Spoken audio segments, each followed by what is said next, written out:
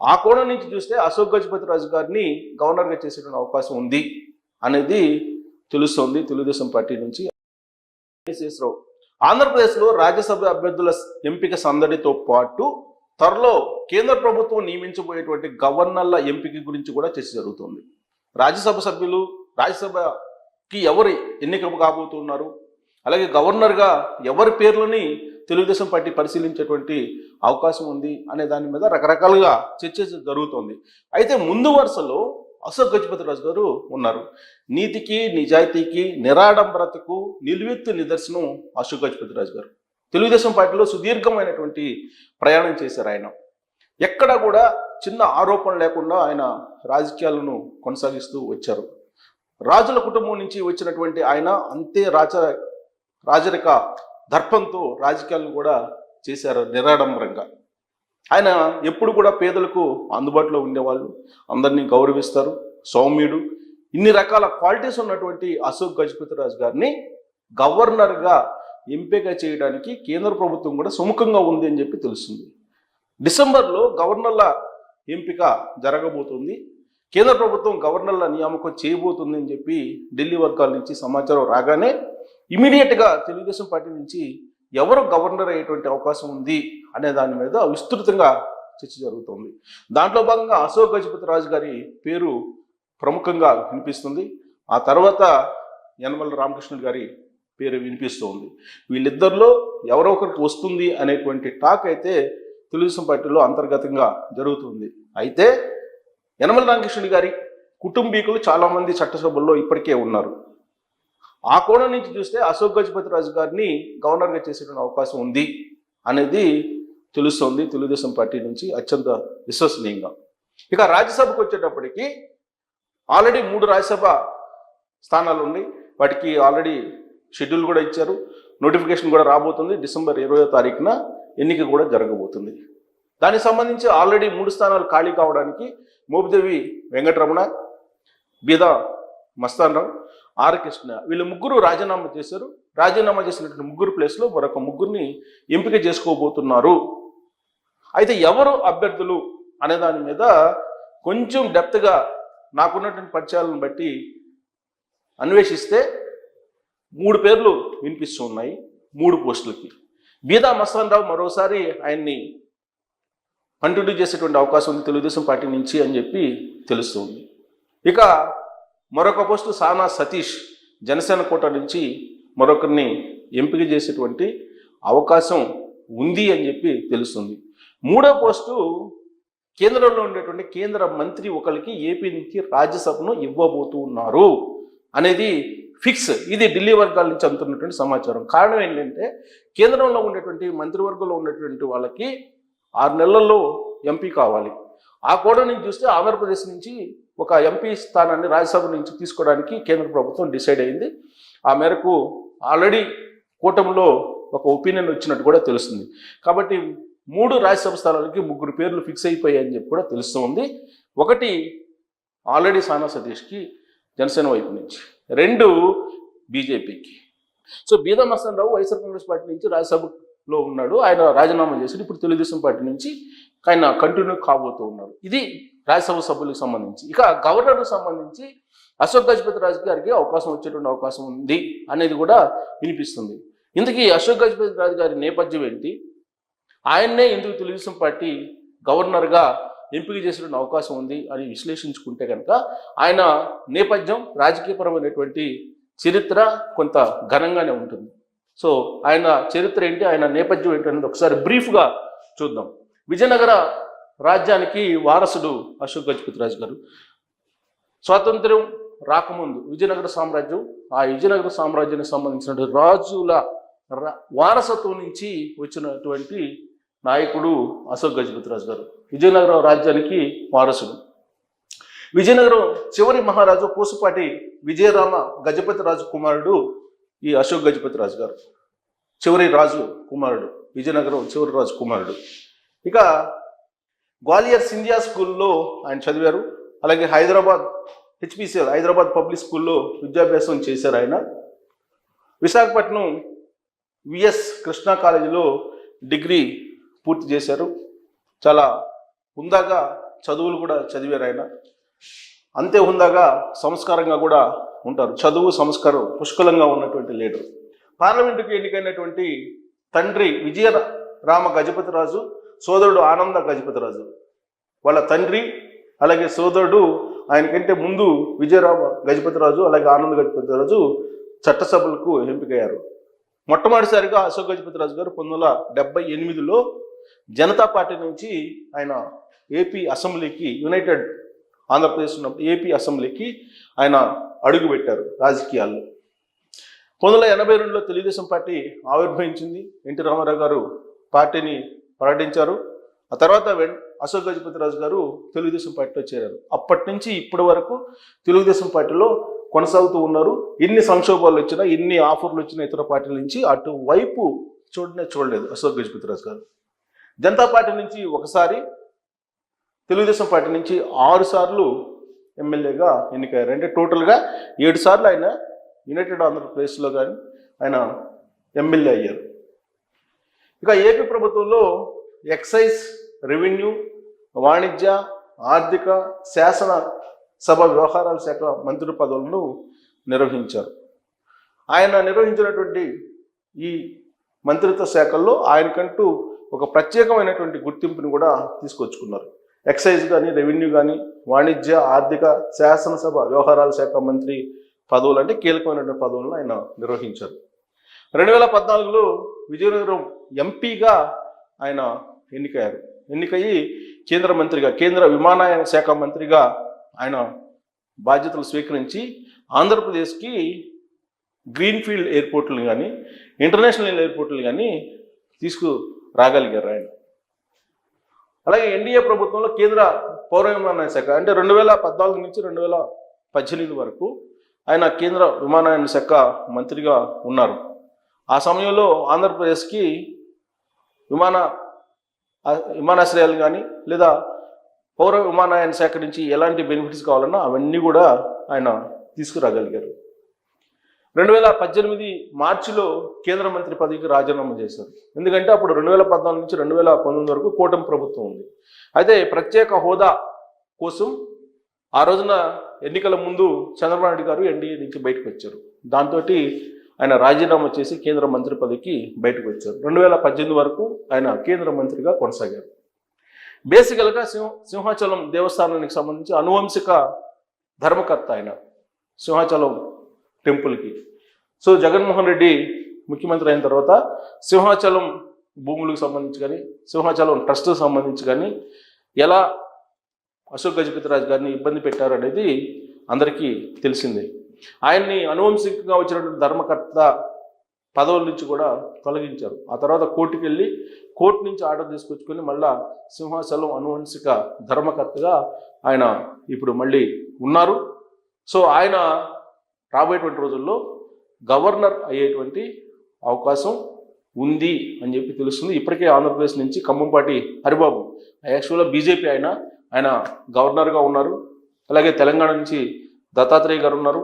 ఇప్పుడు రాబోయేటువంటి రోజుల్లో డిసెంబర్లో జరగబోయేటువంటి గవర్నర్ల ఎంపికలో అశోక్ గజపతిరాజు గారికి ప్రథమ స్థానం, ప్రముఖ స్థానం ఉండేటువంటి అవకాశం ఉంది, ప్రాధాన్యత కూడా ఉండేటువంటి అవకాశం ఉందని చెప్పి తెలుస్తూ ఉంది.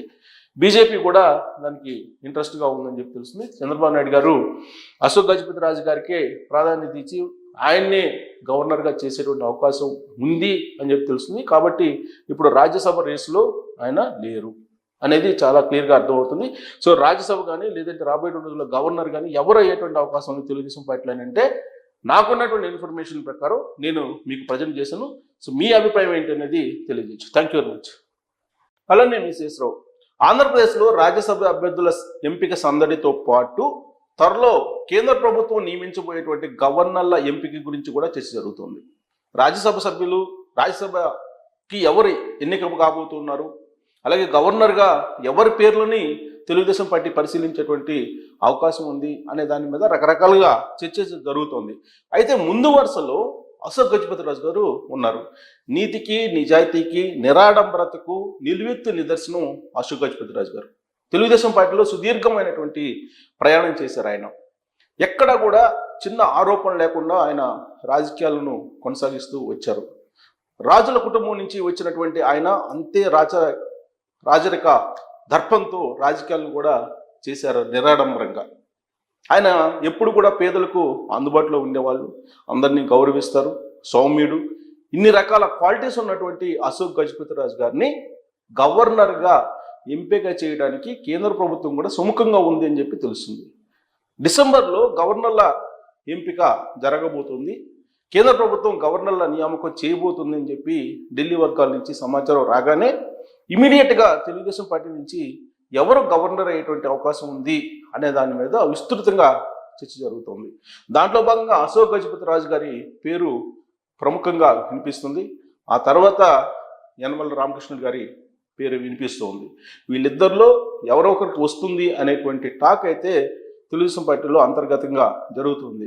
అయితే యనమల రామకృష్ణుడి గారి కుటుంబీకులు చాలామంది చట్టసభల్లో ఇప్పటికే ఉన్నారు. ఆ కోణం నుంచి చూస్తే అశోక్ గజపతిరాజు గారిని గవర్నర్గా చేసేటువంటి అవకాశం ఉంది అనేది తెలుస్తోంది తెలుగుదేశం పార్టీ నుంచి అత్యంత విశ్వసనీయంగా. ఇక రాజ్యసభకు వచ్చేటప్పటికి ఆల్రెడీ 3 రాజ్యసభ స్థానాలు ఉన్నాయి. వాటికి ఆల్రెడీ షెడ్యూల్ కూడా ఇచ్చారు, నోటిఫికేషన్ కూడా రాబోతుంది. డిసెంబర్ 20వ తారీఖున ఎన్నిక కూడా జరగబోతుంది. దానికి సంబంధించి ఆల్రెడీ 3 స్థానాలు ఖాళీ కావడానికి మోపిదేవి వెంకటరమణ, బీదా మస్తానరావు, ఆర్ కృష్ణ వీళ్ళు ముగ్గురు రాజీనామా చేశారు. రాజీనామా చేసినటువంటి ముగ్గురు ప్లేస్లో మరొక ముగ్గురిని ఎంపిక చేసుకోబోతున్నారు. అయితే ఎవరు అభ్యర్థులు అనే దాని మీద కొంచెం డెప్త్గా నాకున్నటువంటి పరిచయాలను బట్టి అన్వేషిస్తే 3 పేర్లు వినిపిస్తూ ఉన్నాయి 3 పోస్టులకి. బీదా మస్తానరావు మరోసారి ఆయన్ని కంటిన్యూ చేసేటువంటి అవకాశం ఉంది తెలుగుదేశం పార్టీ నుంచి అని చెప్పి తెలుస్తుంది. ఇక మరొక పోస్టు సానా సతీష్ జనసేన కోట నుంచి మరొకరిని ఎంపిక చేసేటువంటి అవకాశం ఉంది అని చెప్పి తెలుస్తుంది. 3వ పోస్టు కేంద్రంలో ఉండేటువంటి కేంద్ర మంత్రి ఒకరికి ఏపీ నుంచి రాజ్యసభను ఇవ్వబోతూ ఉన్నారు అనేది ఫిక్స్. ఇది ఢిల్లీ వర్గాల నుంచి అందుతున్నటువంటి సమాచారం. కారణం ఏంటంటే కేంద్రంలో ఉండేటువంటి మంత్రివర్గంలో ఉన్నటువంటి వాళ్ళకి 6 నెలల్లో ఎంపీ కావాలి. ఆ కోణం నుంచి చూస్తే ఆంధ్రప్రదేశ్ నుంచి ఒక ఎంపీ స్థానాన్ని రాజ్యసభ నుంచి తీసుకోవడానికి కేంద్ర ప్రభుత్వం డిసైడ్ అయింది. ఆ మేరకు ఆల్రెడీ కూటమిలో ఒక ఒపీనియన్ వచ్చినట్టు కూడా తెలుస్తుంది. కాబట్టి 3 రాజ్యసభ స్థానాలకి 3 పేర్లు ఫిక్స్ అయిపోయాయని చెప్పి కూడా తెలుస్తుంది. ఒకటి ఆల్రెడీ సానా సతీష్కి జనసేన వైపు నుంచి, 2 బీజేపీకి. సో బీదా మస్తానరావు వైఎస్ఆర్ కాంగ్రెస్ పార్టీ నుంచి రాజ్యసభలో ఉన్నాడు, ఆయన రాజీనామా చేసి ఇప్పుడు తెలుగుదేశం పార్టీ నుంచి ఆయన కంటిన్యూ కాబోతూ ఉన్నారు. ఇది రాజ్యసభ సభ్యులకు సంబంధించి. ఇక గవర్నర్కు సంబంధించి అశోక్ గజపతిరాజు గారికి అవకాశం వచ్చేటువంటి అవకాశం ఉంది అనేది కూడా వినిపిస్తుంది. ఇందుకీ అశోక్ గజపతిరాజు గారి నేపథ్యం ఏంటి, ఆయన్నే ఎందుకు తెలుగుదేశం పార్టీ గవర్నర్గా ఎంపిక చేసేటువంటి అవకాశం ఉంది అని విశ్లేషించుకుంటే కనుక ఆయన నేపథ్యం రాజకీయపరమైనటువంటి చరిత్ర కొంత ఘనంగానే ఉంటుంది. సో ఆయన చరిత్ర ఏంటి, ఆయన నేపథ్యం ఏంటి అనేది ఒకసారి బ్రీఫ్గా చూద్దాం. విజయనగర రాజ్యానికి వారసుడు అశోక్ గజపతిరాజు గారు. స్వాతంత్ర్యం రాకముందు విజయనగర సామ్రాజ్యం, ఆ విజయనగర సామ్రాజ్యానికి సంబంధించిన రాజుల వారసత్వం నుంచి వచ్చినటువంటి నాయకుడు అశోక్ గజపతిరాజు గారు. విజయనగరం రాజ్యానికి వారసుడు. విజయనగరం చివరి మహారాజు పూసపాటి విజయరామ గజపతిరాజు కుమారుడు ఈ అశోక్ గజపతిరాజు గారు. చివరి రాజు కుమారుడు, విజయనగరం చివరి రాజు కుమారుడు. ఇక గ్వాలియర్ సింధియా స్కూల్లో ఆయన చదివారు. అలాగే హైదరాబాద్ హెచ్పిసిఎల్ హైదరాబాద్ పబ్లిక్ స్కూల్లో విద్యాభ్యాసం చేశారు ఆయన. విశాఖపట్నం విఎస్ కృష్ణా కాలేజీలో డిగ్రీ పూర్తి చేశారు. చాలా హుందాగా చదువులు కూడా చదివారు ఆయన. అంతే హుందాగా సంస్కారంగా కూడా ఉంటారు. చదువు సంస్కారం పుష్కలంగా ఉన్నటువంటి లీడర్. పార్లమెంటుకు ఎన్నికైనటువంటి తండ్రి విజయరామ గజపతిరాజు, సోదరుడు ఆనంద గజపతిరాజు, వాళ్ళ తండ్రి అలాగే సోదరుడు ఆయనకంటే ముందు విజయరామ గజపతిరాజు అలాగే ఆనంద గజపతిరాజు చట్టసభలకు ఎంపికయ్యారు. మొట్టమొదటిసారిగా అశోక్ గజపతిరాజు గారు 1978లో జనతా పార్టీ నుంచి ఆయన ఏపీ అసెంబ్లీకి, యునైటెడ్ ఆంధ్రప్రదేశ్ ఏపీ అసెంబ్లీకి ఆయన అడుగుపెట్టారు రాజకీయాల్లో. 1982లో తెలుగుదేశం పార్టీ ఆవిర్భవించింది. ఎన్టీ రామారావు గారు పార్టీని ప్రకటించారు. ఆ తర్వాత అశోక్ గజపతిరాజు గారు తెలుగుదేశం పార్టీలో చేరారు. అప్పటి నుంచి ఇప్పటి వరకు తెలుగుదేశం పార్టీలో కొనసాగుతూ ఉన్నారు. ఇన్ని సంక్షోభాలు వచ్చినా, ఇన్ని ఆఫర్లు వచ్చిన ఇతర పార్టీల నుంచి అటువైపు చూడలేదు అశోక్ గజపతిరాజు గారు. జనతా పార్టీ నుంచి ఒకసారి, తెలుగుదేశం పార్టీ నుంచి 6 సార్లు ఎమ్మెల్యేగా ఎన్నికయ్యారు. అంటే టోటల్గా 7 సార్లు ఆయన యునైటెడ్ ఆంధ్రప్రదేశ్లో కానీ ఆయన ఎమ్మెల్యే అయ్యారు. ఇక ఏపీ ప్రభుత్వంలో ఎక్సైజ్, రెవెన్యూ, వాణిజ్య, ఆర్థిక, శాసన సభ వ్యవహారాల శాఖ మంత్రి పదవులను నిర్వహించారు. ఆయన నిర్వహించినటువంటి ఈ మంత్రిత్వ శాఖల్లో ఆయనకంటూ ఒక ప్రత్యేకమైనటువంటి గుర్తింపుని కూడా తీసుకొచ్చుకున్నారు. ఎక్సైజ్ కానీ, రెవెన్యూ కానీ, వాణిజ్య, ఆర్థిక, శాసనసభ వ్యవహారాల శాఖ మంత్రి పదవులు అంటే కీలకమైనటువంటి పదవులను ఆయన నిర్వహించారు. 2014లో విజయనగరం ఎంపీగా ఆయన ఎన్నికయ్యారు. ఎన్నికయ్యి కేంద్ర మంత్రిగా, కేంద్ర విమానయాన శాఖ మంత్రిగా ఆయన బాధ్యతలు స్వీకరించి ఆంధ్రప్రదేశ్కి గ్రీన్ఫీల్డ్ ఎయిర్పోర్ట్లు కానీ, ఇంటర్నేషనల్ ఎయిర్పోర్ట్లు కానీ తీసుకురాగలిగారు ఆయన. అలాగే ఎన్డీఏ ప్రభుత్వంలో కేంద్ర పౌర విమానయాన శాఖ అంటే 2014 నుంచి 2018 వరకు ఆయన కేంద్ర విమానయాన శాఖ మంత్రిగా ఉన్నారు. ఆ సమయంలో ఆంధ్రప్రదేశ్కి విమానాశ్రయాలు కానీ లేదా పౌర విమానయాన శాఖ నుంచి ఎలాంటి బెనిఫిట్స్ కావాలన్నా అవన్నీ కూడా ఆయన తీసుకురాగలిగారు. 2018 మార్చిలో కేంద్ర మంత్రి పదవికి రాజీనామా చేశారు. ఎందుకంటే అప్పుడు 2014 నుంచి 2019 వరకు కూటమి ప్రభుత్వం ఉంది. అయితే ప్రత్యేక హోదా కోసం ఆ రోజున ఎన్నికల ముందు చంద్రబాబు నాయుడు గారు ఎన్డీఏ నుంచి బయటకు వచ్చారు. దాంతో ఆయన రాజీనామా చేసి కేంద్ర మంత్రి పదవికి బయటకు వచ్చారు. 2018 వరకు ఆయన కేంద్ర మంత్రిగా కొనసాగారు. బేసికల్గా సింహాచలం దేవస్థానానికి సంబంధించి అనువంశిక ధర్మకర్త ఆయన, సింహాచలం టెంపుల్కి. సో జగన్మోహన్ రెడ్డి ముఖ్యమంత్రి అయిన తర్వాత సింహాచలం భూములకు సంబంధించి కానీ, సింహాచలం ట్రస్ట్కి సంబంధించి కానీ ఎలా అశోక్ గజపతిరాజు గారిని ఇబ్బంది పెట్టారు అనేది అందరికీ తెలిసిందే. ఆయన్ని అనువంశికంగా వచ్చినటువంటి ధర్మకర్త పదవుల నుంచి కూడా తొలగించారు. ఆ తర్వాత కోర్టుకి వెళ్ళి కోర్టు నుంచి ఆర్డర్ తీసుకొచ్చుకొని మళ్ళా సింహాచలం అనువంశిక ధర్మకర్తగా ఆయన ఇప్పుడు మళ్ళీ ఉన్నారు. సో ఆయన రాబోయేటువంటి రోజుల్లో గవర్నర్ అయ్యేటువంటి అవకాశం ఉంది అని చెప్పి తెలుస్తుంది. ఇప్పటికే ఆంధ్రప్రదేశ్ నుంచి ఖమ్మంపాటి హరిబాబు యాక్చువల్గా బీజేపీ ఆయన గవర్నర్గా ఉన్నారు. అలాగే తెలంగాణ నుంచి దత్తాత్రేయ గారు ఉన్నారు. ఇప్పుడు రాబోయేటువంటి రోజుల్లో డిసెంబర్లో జరగబోయేటువంటి గవర్నర్ల ఎంపికలో అశోక్ గజపతిరాజు గారికి ప్రథమ స్థానం, ప్రముఖ స్థానం ఉండేటువంటి అవకాశం ఉంది, ప్రాధాన్యత కూడా ఉండేటువంటి అవకాశం ఉందని చెప్పి తెలుస్తూ ఉంది. బీజేపీ కూడా దానికి ఇంట్రెస్ట్గా ఉందని చెప్పి తెలుస్తుంది. చంద్రబాబు నాయుడు గారు అశోక్ గజపతిరాజు గారికే ప్రాధాన్యత ఇచ్చి ఆయన్నే గవర్నర్గా చేసేటువంటి అవకాశం ఉంది అని చెప్పి తెలుస్తుంది. కాబట్టి ఇప్పుడు రాజ్యసభ రేసులో ఆయన లేరు అనేది చాలా క్లియర్గా అర్థమవుతుంది. సో రాజ్యసభ కానీ లేదంటే రాబోయే రోజుల్లో గవర్నర్ కానీ ఎవరు అయ్యేటువంటి అవకాశం ఉంది తెలుగుదేశం పార్టీలో అంటే నాకున్నటువంటి ఇన్ఫర్మేషన్ ప్రకారం నేను మీకు ప్రజెంట్ చేశాను. సో మీ అభిప్రాయం ఏంటి అనేది తెలియజేయచ్చు. Thank you very much. అలానే మీ శేషరావు, ఆంధ్రప్రదేశ్లో రాజ్యసభ అభ్యర్థుల ఎంపిక సందడితో పాటు త్వరలో కేంద్ర ప్రభుత్వం నియమించబోయేటువంటి గవర్నర్ల ఎంపిక గురించి కూడా చర్చ జరుగుతుంది. రాజ్యసభ సభ్యులు, రాజ్యసభకి ఎవరు ఎన్నిక కాబోతున్నారు, అలాగే గవర్నర్గా ఎవరి పేర్లని తెలుగుదేశం పార్టీ పరిశీలించేటువంటి అవకాశం ఉంది అనే దాని మీద రకరకాలుగా చర్చ జరుగుతోంది. అయితే ముందు వరుసలో అశోక్ గజపతిరాజు గారు ఉన్నారు.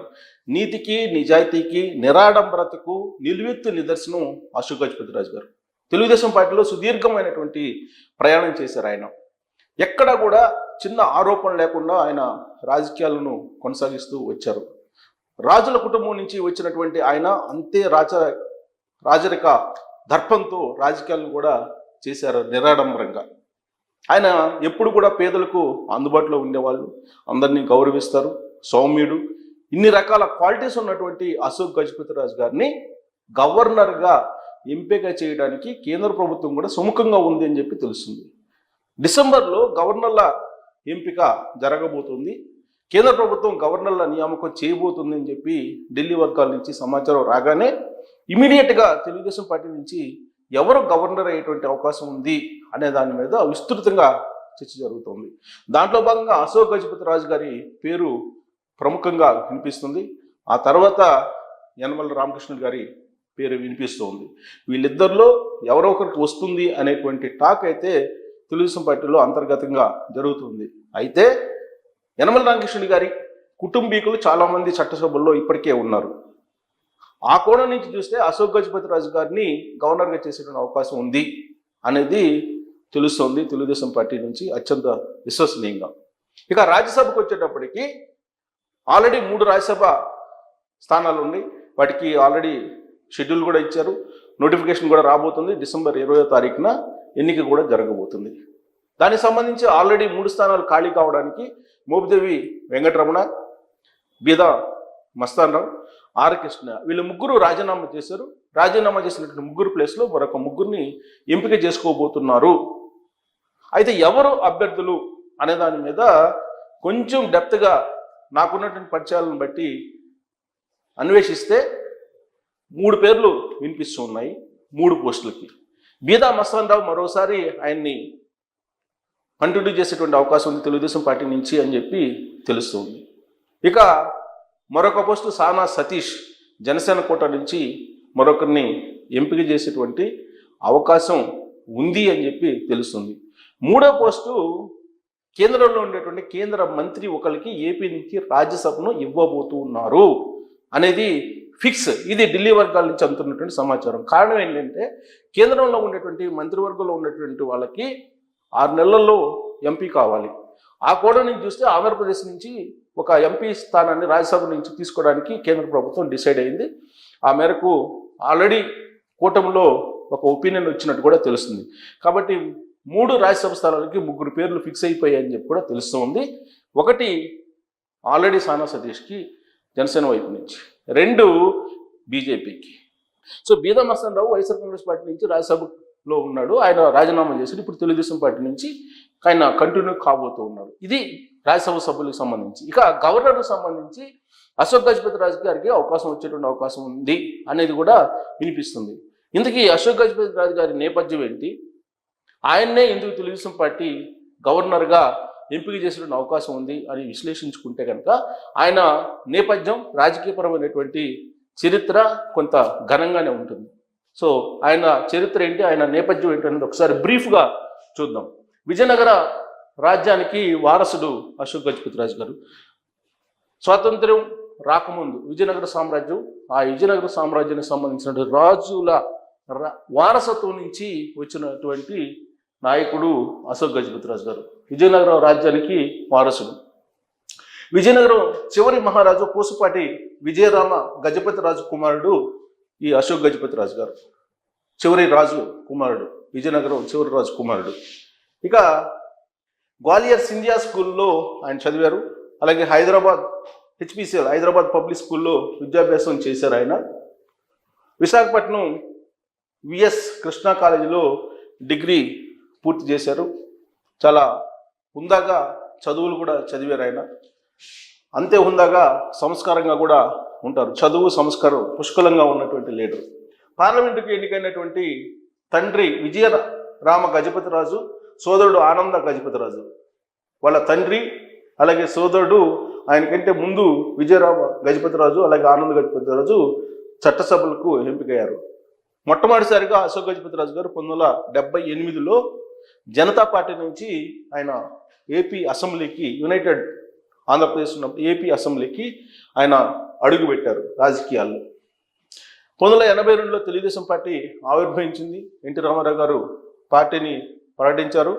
ఆ తర్వాత అశోక్ గజపతి రాజు గారు తెలుగుదేశం పార్టీలో చేరారు. అప్పటి నుంచి ఇప్పటి వరకు తెలుగుదేశం పార్టీలో కొనసాగుతూ ఉన్నారు. ఎన్ని సంక్షోభాలు వచ్చినా, ఎన్ని ఆఫర్లు వచ్చినా ఇతర పార్టీల నుంచి అటువైపు చూడలేదు అశోక్ గజపతి రాజు గారు. జనతా పార్టీ నుంచి ఒకసారి, తెలుగుదేశం పార్టీ నుంచి 6 సార్లు ఎమ్మెల్యేగా ఎన్నికయ్యారు. అంటే టోటల్గా 7 సార్లు ఆయన యునైటెడ్ ఆంధ్రప్రదేశ్లో కానీ ఆయన ఎమ్మెల్యే అయ్యారు. ఇక ఏపీ ప్రభుత్వంలో ఎక్సైజ్, రెవెన్యూ, వాణిజ్య, ఆర్థిక, శాసన సభ వ్యవహారాల శాఖ మంత్రి పదవులను నిర్వహించారు. ఆయన నిర్వహించినటువంటి ఈ మంత్రిత్వ శాఖల్లో ఆయనకంటూ ఒక ప్రత్యేకమైనటువంటి గుర్తింపుని కూడా తీసుకొచ్చుకున్నారు. ఎక్సైజ్ కానీ, రెవెన్యూ కానీ, వాణిజ్య, ఆర్థిక, శాసనసభ వ్యవహారాల శాఖ మంత్రి పదవులు అంటే కీలకమైనటువంటి పదవులను ఆయన నిర్వహించారు. 2014లో విజయనగరం ఎంపీగా ఆయన ఎన్నికయ్యారు.